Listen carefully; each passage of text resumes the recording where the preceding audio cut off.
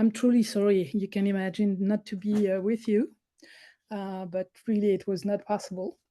David actually asked me to talk to you briefly because to sum up something like 24 years of this cohort that we've been following of babies after a neonatal stroke, to sum up that in 15 minutes. So needless to say, it's going to be very quick. Basically, the main idea is this is a typical example where longitudinal data, long-term longitudinal data, are absolutely mandatory if we want to understand the long-term plasticity after an early brain lesion, whatever it is. In that example, those are babies that have had a stroke at birth, and really at birth, not before birth, not after birth. Well, after birth, you might say. Really at birth, the most widely accepted hypothesis to date is a placental clot. So this really is a birth event.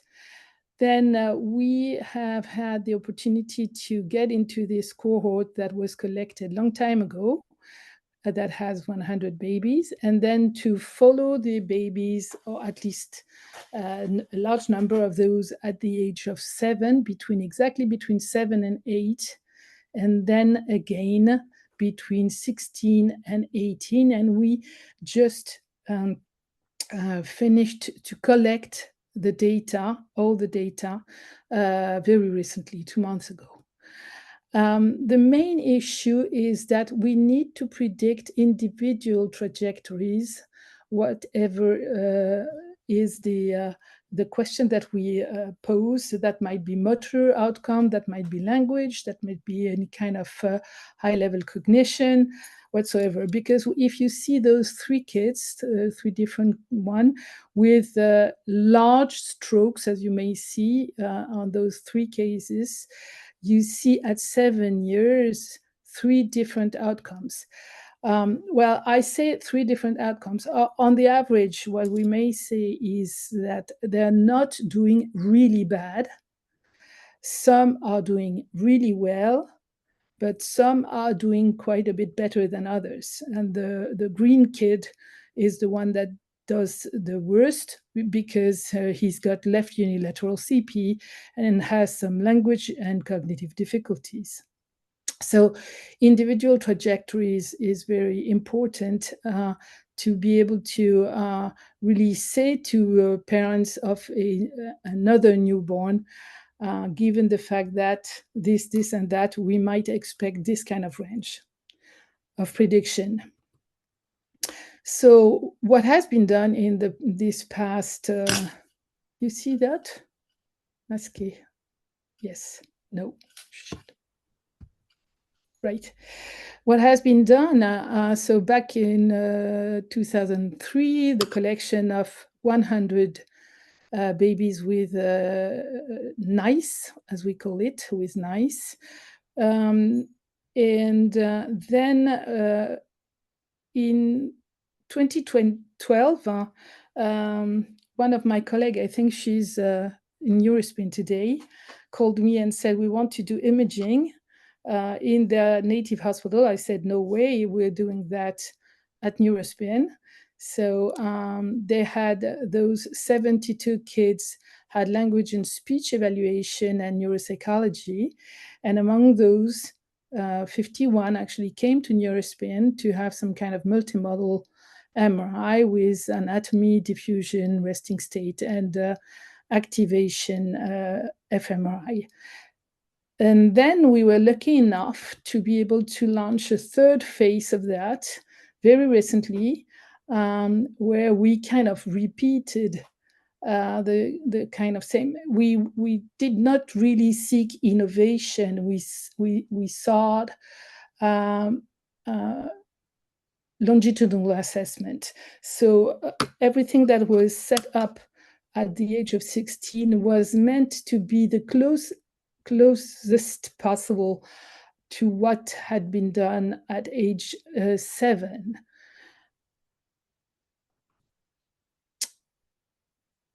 very brief. What has been learned? So from the neonatal phase, actually, the idea initially was very clinical.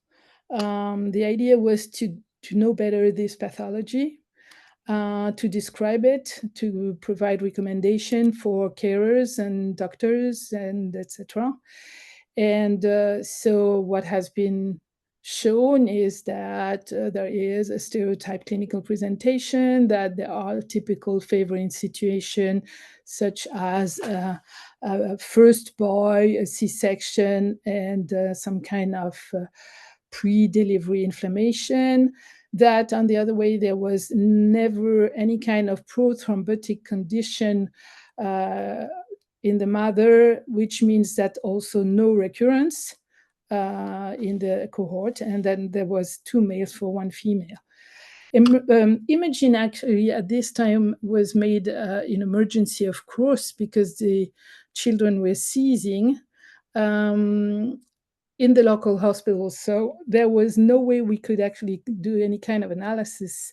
Those hospitals actually numbered 39 French hospitals, and we could actually get films, plastic films, and take pictures of films, but not do image analysis. And we did a few radiology studies on that, especially on neonatal imaging to predict future motor deficits.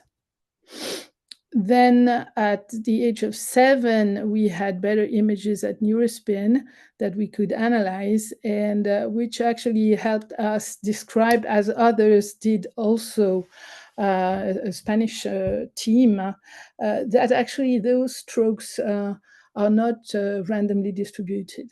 They are in the MCA territory in the vast majority of cases, twice as much on the left side than on the right.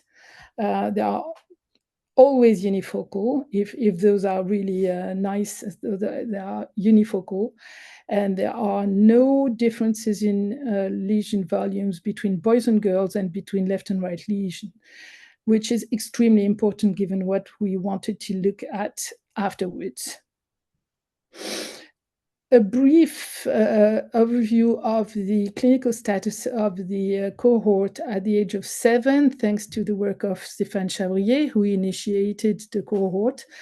What you see here is that from the very center yellow, I don't know whether you see my, anyhow, yellow, the center is the kids that do concentrate most difficulties, especially intellectual deficiencies. Of course, difficulties at school. I remind you, those are 7-year-old boys, kids, and also a largely wider language impairment. We see that there are a number of kids that have a CP, and that an active epilepsy always places the kids in a high-risk situation, cognitively speaking. What you do see also is that on the side of the picture is that there are a number of kids that at 7 years do not present any kind of significant impairment. So in summary, 2/3 of boys, 2/3 on the left side, 85% in the MCA territory, 30% of unilateral cerebral palsy, and we'll see why after, or why I may say only 30%. And also an elevated number of left-handers, even without cerebral palsy, which is very interesting and would need to be further studied.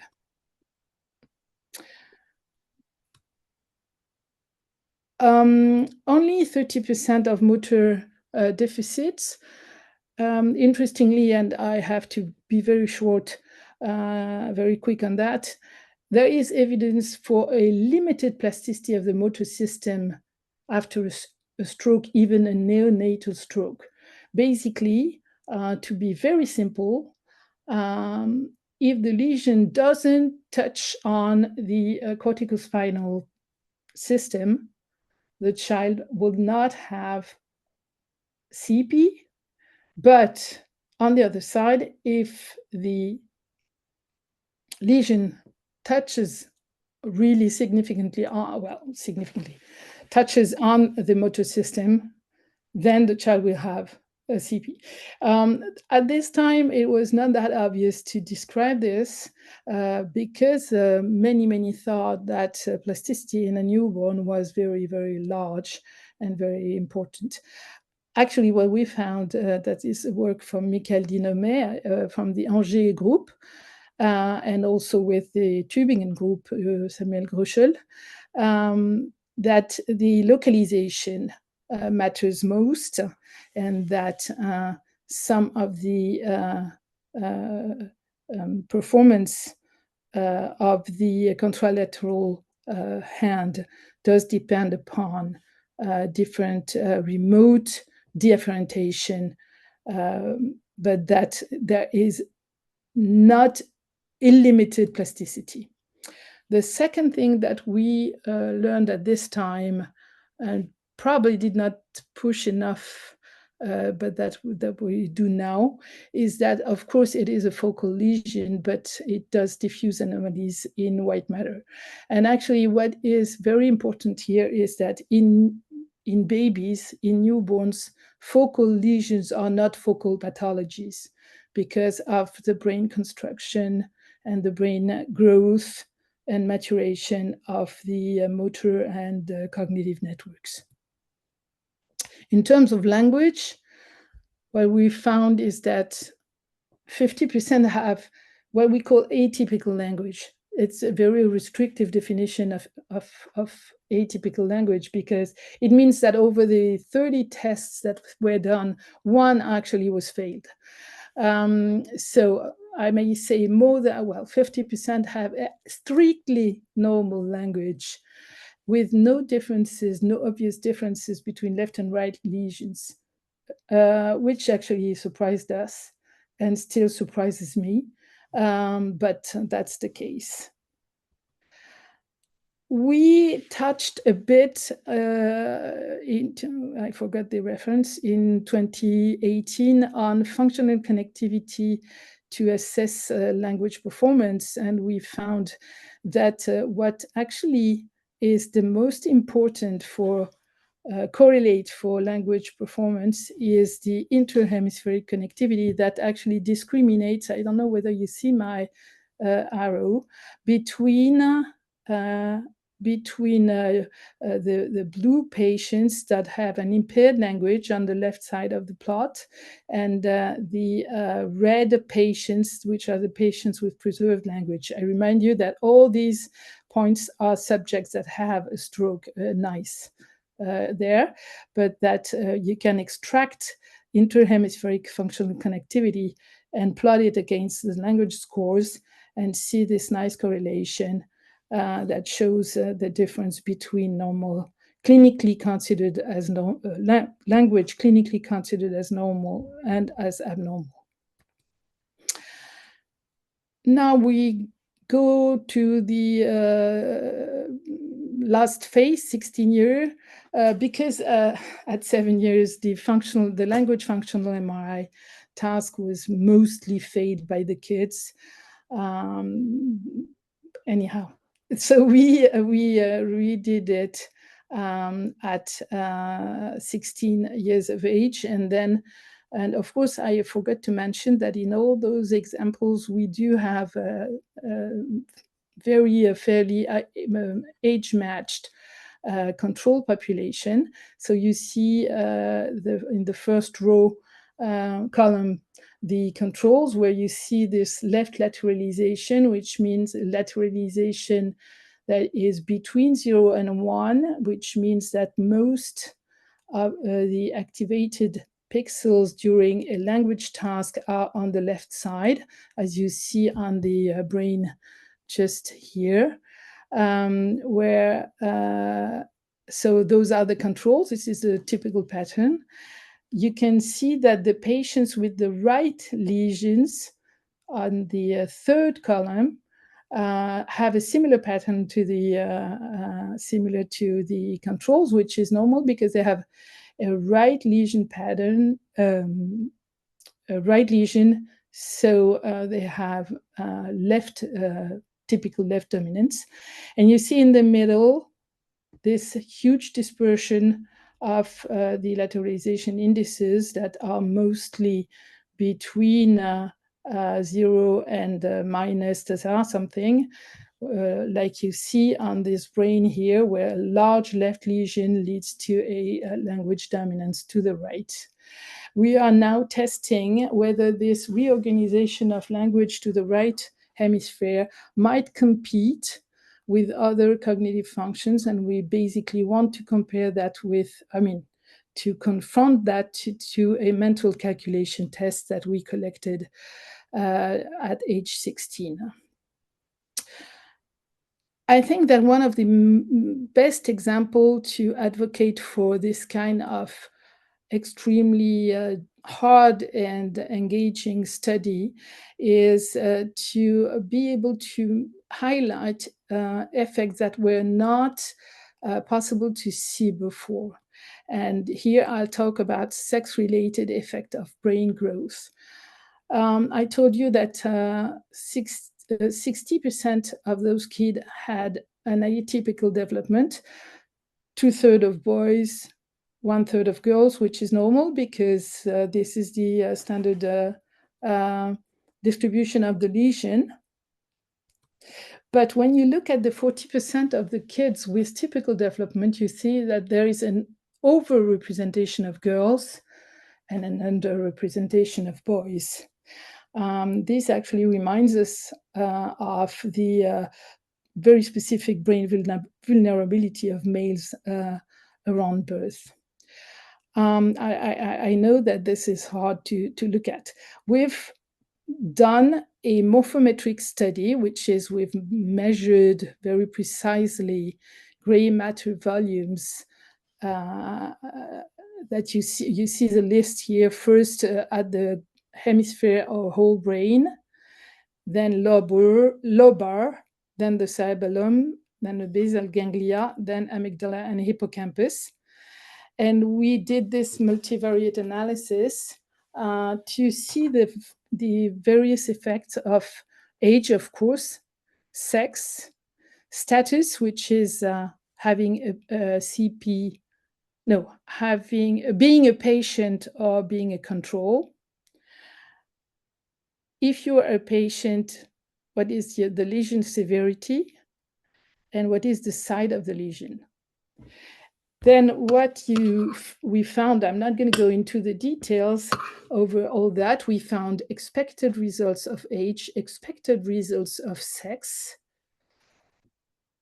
We found in the IPSI lesional, always marked with this blitz, IPSI lesional, we found some effect, of course, of lesion severity. Surprisingly, we found very little effect of hemisphere. On the contralesional hemisphere, we saw basically things not very different. And in both cases, what interested us most is the interaction between status and sex, which means being male or female, patients or control, which led us to a very comprehensive study of all those brain compartments. I'm sure you find it very nice and very ugly, impossible to understand. So at 7 years, what you see in blue are deviations to their healthy counterparts of on the left, female patients, and on the right, male patients. If it's blue, it's a decrease in volume. If it's pink, if it's white, it's equivalent. And if it's slightly pink, it's slight increase. What you see, start with the males on the right side of the image. What you see on the males is that everything is blue. So with reference to their healthy age-matched controls, all male patients with stroke have a decrease in total brain volume, hemisphere gray matter, hemisphere white matter, etc., etc. And the stars actually mark corrected, significance corrected. You can also look at the effect on the cerebellum in the males that does not exist in the females. Same in the basal ganglia. Just for you, but briefly, because it's not that different, those are the same results at age 16, maybe a little bit more marked, still very blue for the males, still very pink, if I may say, for the females, which means that for the females in the contralesional hemisphere, which means that as opposed to the males, the females actually do not show significant differences to their healthy counterparts in the contralesional hemisphere while having a stroke.